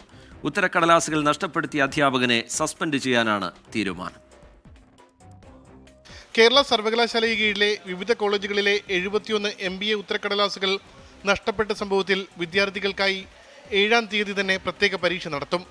വിദേശത്തുൾപ്പെടെ ജോലിക്ക് പോകേണ്ടി വന്ന വിദ്യാർത്ഥികൾക്കായി ഇതേ പരീക്ഷ ഈ മാസം 22-ന് വീണ്ടും നടത്തും. 2 പരീക്ഷയുടെയും ഫലം 3 ദിവസത്തിനുള്ളിൽ പ്രസിദ്ധീകരിക്കും. വൈസ് ചാൻസലറുടെ നേതൃത്വത്തിൽ ചേർന്ന പരീക്ഷാ വിഭാഗത്തിന്റെ ഉന്നതതല യോഗത്തിലാണ് തീരുമാനം. സർവകലാശാലയുടെ ഭാഗത്ത് വീഴ്ചയുണ്ടായിട്ടുണ്ടെന്നും വൈസ് ചാൻസലർ സമ്മതിച്ചു. യൂണിവേഴ്സിറ്റിയിൽ പ്രശ്നങ്ങൾ ഉണ്ടായിട്ടുണ്ട്. തീർച്ചയായിട്ടും അത് തിരുത്താനുള്ള തീരുമാനവും എടുത്തിട്ടുണ്ട്. ഏകദേശം 7ഓളം കോളേജുകളിലാണ് ഈ പരീക്ഷ നടക്കേണ്ടത്. കുട്ടികൾക്ക് കോളേജ് മാറണമെങ്കിൽ അതിന് അവസരം കൊടുക്കും. അവരുടെ വീട്ടിൻ്റെ അടുത്തുള്ള ഈ 7 കോളേജിൽ ഏതെങ്കിലും ഉണ്ടെങ്കിൽ അവിടെയും പോകാം. അവിടെ ഇരുന്നിട്ടും അവർക്ക് എഴുതാം. നഷ്ടപ്പെട്ട പേപ്പറിൽ ശരാശരി മാർക്ക് നൽകണമെന്ന വിദ്യാർത്ഥികളുടെ വാദം സർവകലാശാല അധികൃതർ പൂർണ്ണമായും തള്ളി. സർവകലാശാലയുടെ തീരുമാനത്തിനെതിരെ കോടതിയെ സമീപിക്കാനാണ് വിദ്യാർത്ഥികളുടെ തീരുമാനം. നമ്മൾ ലീഗലി മൂവ് ചെയ്യാനാണ് ഇപ്പോൾ താല്പര്യമുള്ളത്. പിന്നെ 22-ാം തീയതി ആരുടെ ചോദിച്ചാണ് ഇത്രയും പിള്ളേർക്ക് എഴുതാൻ പറ്റും എന്നുള്ള തീരുമാനം എടുത്ത് എനിക്ക് അറിയത്തില്ല. കാര്യം പുറത്ത് നിൽക്കുന്ന ആൾക്ക് ഒരിക്കലും 22-ാം തീയതി വന്ന് എഴുതാൻ പറ്റുമെന്ന് അയാൾ ഒരിടത്തും പറഞ്ഞിട്ടില്ല. ഇപ്പോൾ ഈ തീരുമാനം എടുത്തത് നമ്മുടെ ഒരാളത്ത് പോലൊരു അഭിപ്രായം ചോദിച്ചിട്ടല്ല ഈ തീരുമാനം എടുത്തത്. പിന്നെ ഇപ്പോൾ ഇത്രയും മീഡിയാസിനെ പറ്റിക്കാനും നമ്മളെ പറ്റിക്കാനും വെറുതെ ഇവിടെ ഒരു മീറ്റിംഗ് കൂടി എന്നിട്ട് വെറുതെ നേരത്തെ എടുത്ത തീരുമാനം തന്നെയാണ് ഇപ്പോൾ പറഞ്ഞത്. ഉത്തരക്കടലാസ് നഷ്ടപ്പെടുത്തിയ അധ്യാപകനെ സസ്പെൻഡ് ചെയ്യാൻ കോളേജ് അധികൃതർക്ക് വൈസ് ചാൻസലർ നിർദ്ദേശം നൽകി. അധ്യാപകനെ ആഭ്യന്തര അന്വേഷണത്തിന് ശേഷം പരീക്ഷാ നടത്തിപ്പുകളിൽ നിന്ന് പൂർണ്ണമായും ഡീബാർ ചെയ്യാനും തീരുമാനിച്ചു. പരീക്ഷാ കൺട്രോളർ കൈമാറുന്ന റിപ്പോർട്ടിന്റെ അടിസ്ഥാനത്തിൽ തുടർ നടപടികൾ സ്വീകരിക്കുമെന്നും വൈസ് ചാൻസലർ അറിയിച്ചു. 24 തിരുവനന്തപുരം. IB ഉദ്യോഗസ്ഥയുടെ ആത്മഹത്യയിൽ പ്രതിക്കെതിരെ പോലീസ് ലുക്കൌട്ട് നോട്ടീസ് പുറത്തിറക്കിയെന്ന് പിതാവ് മധുസൂദനൻ. സുഗാന്തിന്റെ പ്രേരണയാണ് ആത്മഹത്യയിലേക്ക് നയിച്ചത്. 3.5 ലക്ഷത്തിന്റെ തട്ടിപ്പ് നടത്തിയിട്ടുണ്ട്. ലൈംഗികാതിക്രമം നടന്നതിന്റെ തെളിവുകൾ ഹാജരാക്കി. നിലവിലെ പോലീസ് അന്വേഷണം തൃപ്തികരമാണെന്നും മധുസൂദനൻ പറഞ്ഞു. പ്രതിയെ രാജ്യം വിട്ടുപോകാതിരിക്കാനുള്ള ലുക്കൌട്ട് നോട്ടീസ് പുറപ്പെടുവിച്ചു കഴിഞ്ഞു. ഇനിയും ബാക്കി ഇവിടെ നിന്ന് കണ്ടുപിടിക്കുന്നതിന് അവരുടെ രീതിയിലുള്ള ലുക്കൌട്ട് നോട്ടീസ് പെട്ടെന്ന് തന്നെ പുറപ്പെടുവിക്കുമെന്നും പറഞ്ഞിട്ടുണ്ട്. അപ്പോൾ ഇപ്പോൾ അന്വേഷണം നമ്മൾ ഉദ്ദേശിക്കുന്ന രീതിയിൽ നല്ല രീതിയിൽ പോകുന്നതായിട്ടാണ് നമ്മൾ കാണുന്നത്. ഈ സുഗാന്ത് സുരേഷിൻ്റെ പ്രേരണ മൂലമാണ് ഇത് സംഭവിച്ചതെന്നാണ് അവരുടെ അന്വേഷണ നിഗമനം. അതിനുള്ള തെളിവുകളാണ് ഇപ്പോൾ നമ്മൾ ഹാജരാക്കിക്കൊണ്ടിരിക്കുന്നത്. അവരുടെ ബാഗിൽ നിന്നും കിട്ടിയ പേപ്പറുകളും ഒക്കെ നമ്മൾ ഹാജരാക്കിയിട്ടുണ്ട്. നമ്മളിപ്പോൾ കൊടുത്ത രേഖയിൽ നിന്നും സെക്ഷൽ അബ്യൂസ് വരെ നടന്നിട്ടുണ്ടെന്നുള്ള തെളിവുകൾ ഹാജരായിട്ടുണ്ട്. അപ്പോൾ അത് പ്രകാരം 306 അല്ലെങ്കിൽ അത് ഇഷ്ടമുള്ള അതുപോലുള്ള വകുപ്പുകൾ ചേർത്ത് കേസ് എടുക്കുന്നതിന് വേണ്ട നടപടികളാണ് ഇപ്പോൾ അവർ സ്വീകരിച്ചുകൊണ്ടിരിക്കുന്നത്. മേഘ്ന മുരളി വിവരങ്ങളുമായി തിരുവനന്തപുരത്ത് നിന്ന് ചേരുന്നുണ്ട്. മേഘ്ന, ഈ സുഗാന്തിനെതിരെ ഗുരുതരമായ ആക്ഷേപങ്ങളാണ് കുടുംബം ഉയർത്തുന്നത്. നേരത്തെ ഈ മേഘയുടെ കുടുംബത്തിന്റെ മൊഴി പോലീസ് രേഖപ്പെടുത്തിയിരുന്നു. ചില തെളിവുകളും അവർ കൈമാറിയിട്ടുണ്ട് എന്ന് മനസ്സിലാക്കുന്നു. എന്താണ് പോലീസിന്റെ ഭാഗത്തു നിന്ന് ഏറ്റവും ഒടുവിലായി ഉണ്ടാവുന്ന തുടർ നടപടി? മേഘ്ന. രജിത്ത്, കഴിഞ്ഞ ദിവസം മേഘ ട്രെയിനിന് മുന്നിൽ ചാടി ആത്മഹത്യ ചെയ്തതിനു ശേഷം ആ ദിവസം തന്നെ കുടുംബം വലിയ ആരോപണവുമായി രംഗത്തെത്തുന്നുണ്ട്. പക്ഷേ ഇപ്പോഴും ഈ ആരോപണ വിധേയനായിട്ടുള്ള സുഹൃത്തും സഹപ്രവർത്തകനുമായിട്ടുള്ള സുഗാന്ത് ഒളിവിൽ കഴിയുകയാണ്. അദ്ദേഹത്തിന്റെ കുടുംബമടക്കം ഇപ്പോൾ ഒളിവിൽ തുടരുകയാണ്. അതിനിടയിലാണ് വീണ്ടും ഇപ്പോൾ മാധ്യമങ്ങളെ കണ്ടിട്ടുള്ള മേഘയുടെ പിതാവ് ആരോപണങ്ങൾ കടുപ്പിക്കുന്നത്. അതിൽ പ്രധാനമായും പറയുന്നത് വലിയ സാമ്പത്തിക ചൂഷണം ഉണ്ടായിട്ടുണ്ട്. കൂടാതെ ഈ പണമടക്കം വാങ്ങിയതിനു ശേഷം വിവാഹത്തിൽ നിന്ന് പിന്മാറുന്ന ഒരു നടപടി ഈ ആരോപണ വിധേയനിൽ നിന്ന് ഉണ്ടായിട്ടുണ്ട്. കൂടാതെ ലൈംഗികമായി ചൂഷണം ചെയ്തതിന്റെ അടക്കം തെളിവുകൾ പോലീസിൽ ഹാജരാക്കിയിട്ടുണ്ട് എന്നുള്ളതാണ് ഇപ്പോൾ മേഘയുടെ പിതാവ് പറയുന്നത്. അങ്ങനെ പലതരത്തിലുള്ള ആരോപണങ്ങൾ ഉന്നയിക്കുന്നു. ഈ സുഗാന്തിന്റെ പ്രേരണ തന്നെയാണ് ഈ ആത്മഹത്യയിലേക്ക് നയിച്ചത് എന്നുള്ളതാണ് കുടുംബത്തിന്റെ ആരോപണം. പക്ഷേ ഇപ്പോഴും പേട്ട പോലീസാണ് ഇത് അന്വേഷിക്കുന്നത്. കുടുംബത്തിന്റെ അടക്കം മൊഴിയെടുത്തത് പേട്ട പോലീസാണ്. പക്ഷേ പേട്ട പോലീസ് ഇതുവരെ സുഗാന്തിനെതിരെ കേസെടുത്തിട്ടില്ല. അതിൽ പ്രധാനപ്പെട്ട കാര്യമെന്ന് പറയുന്നത് ഈ സുഗാന്തിന്റെ പ്രേരണയാണ് ഈ മേഘയുടെ ആത്മഹത്യയിലേക്ക് നയിച്ചത് എന്നുള്ള തെളിവുകൾ ഇതുവരെ പോലീസിന് ലഭിച്ചിട്ടില്ല എന്നുള്ളതാണ്. അതിൽ ബാങ്ക് ഇടപാടുകൾ നടന്നിട്ടുണ്ട്, സാമ്പത്തിക ഇടപാടുകൾ നടന്നിട്ടുണ്ട് എന്ന് പോലീസ് കണ്ടെത്തുന്നുണ്ട്. കൂടാതെ ഈ ഫോൺ തെളിവുകൾ, അതിൽ അവസാനമായി സുഗാന്തിനെയാണ് മേഘ വിളിച്ചത് എന്നുള്ള തെളിവുകളും കണ്ടെത്തിയിട്ടുണ്ട്. പക്ഷേ അതിനപ്പുറത്തേക്ക് ഈ കാരണങ്ങളാണ് ആത്മഹത്യയിലേക്ക് നയിച്ചത് എന്ന് പറയാൻ തക്കവണ്ണം തെളിവ് ഇപ്പോഴും പേട്ട പോലീസിന് ലഭിച്ചിട്ടില്ല. അതുകൊണ്ട് തന്നെ ഇതിൽ പ്രധാനമായും ഈ സുഗാന്തിനെ കണ്ടെത്തി, ഒളിവിൽ തുടരുന്ന സുഗാന്തിനെ കണ്ടെത്തി ചോദ്യം ചെയ്യേണ്ടതുണ്ട്. സുഗാന്തിന്റെ ഫോൺ വിവരങ്ങൾ പരിശോധിക്കേണ്ടതുണ്ട്. ഇതുവരെ മേഘയുടെ ഫോൺ വിവരങ്ങൾ റിക്കവർ ചെയ്യാനോ അല്ലെങ്കിൽ അതിലെ മുഴുവൻ വിവരങ്ങളും കണ്ടെത്താനോ പോലീസിന് കഴിഞ്ഞിട്ടില്ല. എടുത്തിട്ടില്ല. അതുകൊണ്ട് തന്നെ ഇതിൽ സുഗാന്തിനെ കണ്ടെത്തുകയും കൂടുതൽ ചോദ്യം ചെയ്യലിന് വിധേയമാക്കുകയും ചെയ്യുകയാണ് പോലീസിന്റെ മുന്നിലുള്ള ഒരു വഴി എന്ന് പറയുന്നത്. എന്നാലും ഇപ്പോൾ മേഘയുടെ കുടുംബം ഈ പോലീസിന്റെ അന്വേഷണത്തിൽ തൃപ്തികരമാണ് എന്നുള്ള കാര്യങ്ങൾ കൂടി പറയുന്നു. അതേസമയം ഈ ലുക്കൌട്ട് നോട്ടീസ് അടക്കം, രാജ്യം വിട്ടുപോകാതിരിക്കാനുള്ള ലുക്കൌട്ട് നോട്ടീസ് അടക്കം പുറപ്പെടുവിച്ച്, കൂടാതെ ഈ ജോലി ചെയ്തിരുന്ന സ്ഥാപനം ഈ വിമാനത്താവളത്തിലെ IB ഡിപ്പാർട്ട്മെന്റിലേക്ക് അടക്കം കത്തുകൾ അയച്ചുകൊണ്ടാണ് ഇപ്പോൾ പോലീസ് അന്വേഷണം തുടരുന്നത്. എന്തായാലും ഇപ്പോൾ ഈ ആരോപണ വിധേയനായിട്ടുള്ള സുഹൃത്തും സഹപ്രവർത്തകനുമായിട്ടുള്ള സുഗാന്തിനെതിരെ കേസെടുത്തിട്ടില്ല. അത് ഈ കുടുംബത്തിന്റെ ആരോപണത്തിനപ്പുറത്തേക്ക് ഇത് തന്നെയാണ്. മേഘ്ന മുരളി തിരുവനന്തപുരത്ത് നിന്ന് വിവരങ്ങൾ നൽകുകയായിരുന്നു. ഈ സുഗാന്തിനെ കണ്ടെത്താനുള്ള ശ്രമം പോലീസിന്റെ ഭാഗത്തു നിന്നുണ്ടാവുന്നു. അതുപോലെ ഈ മേഘയുടെയും സുഗാന്തിൻ്റെയും സാമ്പത്തിക ഇടപാടുകളിൽ വ്യക്തത വരുത്താൻ വേണ്ടി ബാങ്ക് വിവരങ്ങളടക്കം ശേഖരിച്ചിട്ടുണ്ട്. ഫോൺ വിവരങ്ങൾ ശേഖരിക്കാനുള്ള ശ്രമം ഉണ്ടാവുന്നു. മേഘ്ന മുരളി വിശദാംശങ്ങൾ നൽകുകയായിരുന്നു തിരുവനന്തപുരത്ത് നിന്ന്. പത്തനംതിട്ട വലഞ്ചുഴിയിൽ 14-കാരി ആറ്റിൽ ചാടി ജീവനൊടുക്കിയ സംഭവത്തിൽ പോലീസ് കസ്റ്റഡിയിലെടുത്ത യുവാവിനെ വിട്ടയച്ചു. യുവാവിനെതിരെ നിലവിൽ തെളിവില്ല എന്നാണ് പോലീസ് പറയുന്നത്. സംഭവത്തിൽ അയൽവാസിയായ യുവാവിനെതിരെ പെൺകുട്ടിയുടെ അച്ഛൻ പോലീസിന് മൊഴി നൽകിയിരുന്നു. AV ജയശങ്കർ വിവരങ്ങളുമായി ചേരുന്നുണ്ട് പത്തനംതിട്ടയിൽ നിന്ന്.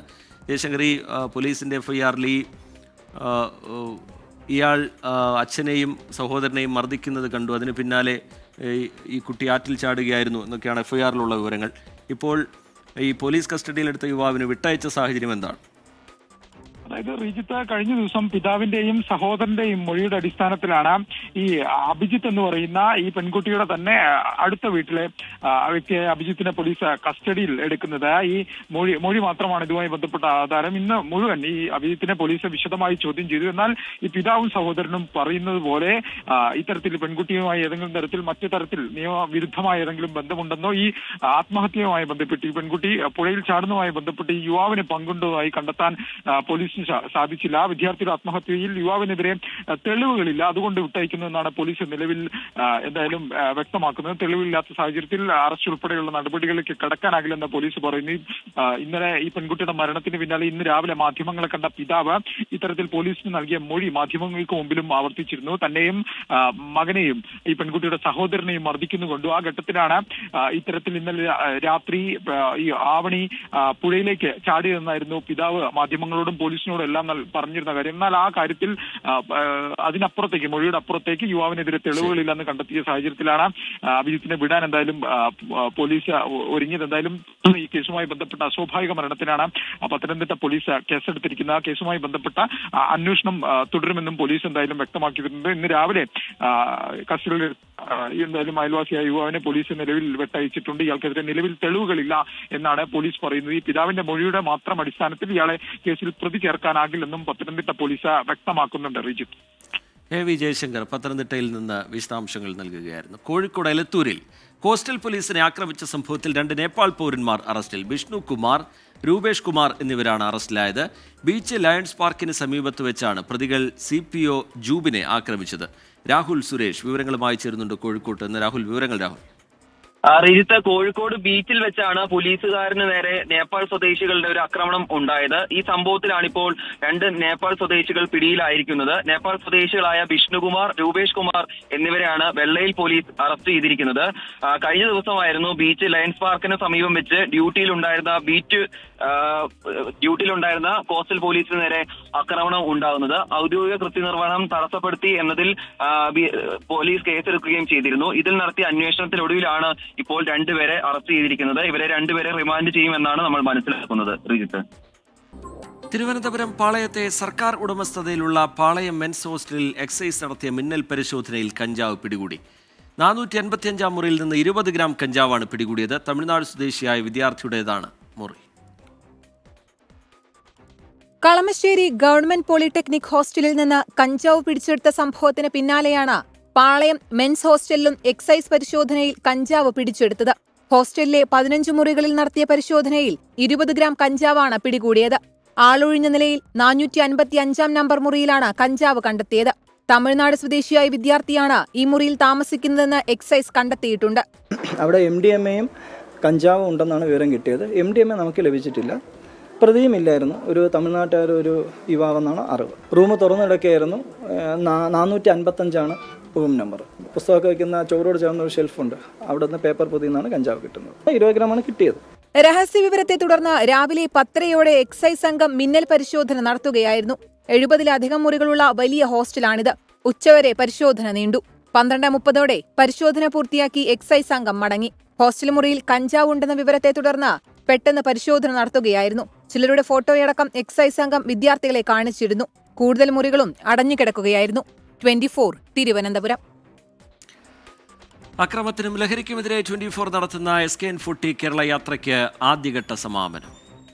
VPS Lakeshore presents SKN40, presented by VPS Lakeshore, co-presented by Lulu Group India, Ujala Fabric Conditioner, co-powered by MyG Future, Xylem Learning App, Indian Institute of Commerce, Lakshya, Leela Ravis. Celebrating partners, Joya Lucas, Jain Deemed to be University Kochi, Crown Plaza, Kochi, VKC Dibon, Swayamvara Silks, NIMS, a unit of NI Educational Trust, MGM Group of Educational Institutions, Medimix, Rich Max Finvest, Region Care, Benny's Royal Tours Private Limited, G-Tech Computer Education, Milma, New Rajasthan Marbles.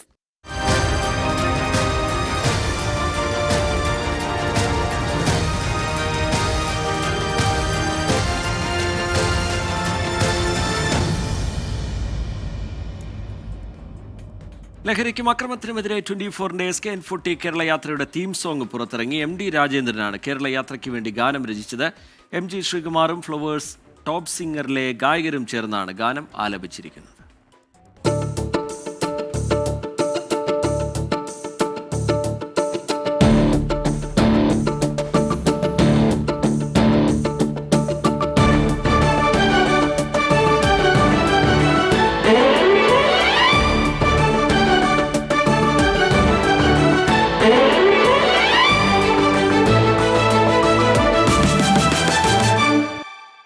അരുത് അക്രമം, അരുത് ലഹരി, അരുതരുതരുത വിവേകം. അരുത് അക്രമം, അരുത് ലഹരി, അണിചേരുക നാം ഒന്നായി. അരുത് അക്രമം, അരുത് ലഹരി, അരുതരുതരുത വിവേകം. അരുത് അക്രമം, അരുത് ലഹരി, അണിചേരുക നാം ഒന്നായി.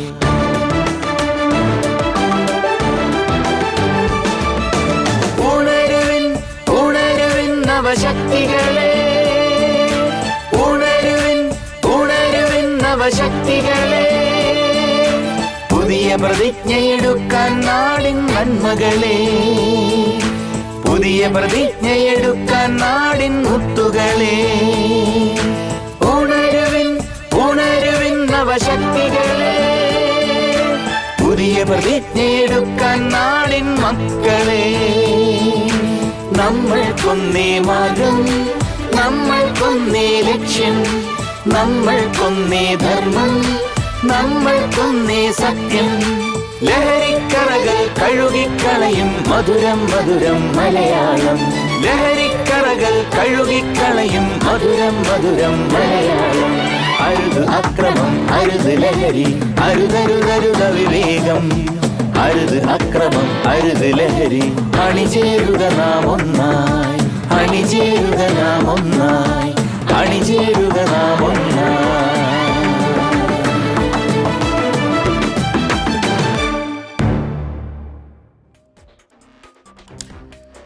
ഇന്ത്യൻ വനിതാ ലീഗ് ഫുട്ബോളിൽ ജയം തുടർന്ന് ഗോകുലം കേരള FC സേതു FC എതിരില്ലാത്ത ഒരു ഗോളിന് തോൽപ്പിച്ചു. 14-ാം മിനിറ്റിൽ ഫസീല ഇക്വാപുത്താണ് വിജയ ഗോൾ നേടിയത്. ജയത്തോടെ ഗോകുലം കേരള കിരീട പ്രതീക്ഷ നിലനിർത്തി. 11 മത്സരങ്ങളിൽ 26 പോയിന്റുമായി 2ാം സ്ഥാനത്താണ് നിലവിൽ ഗോകുലം കേരള.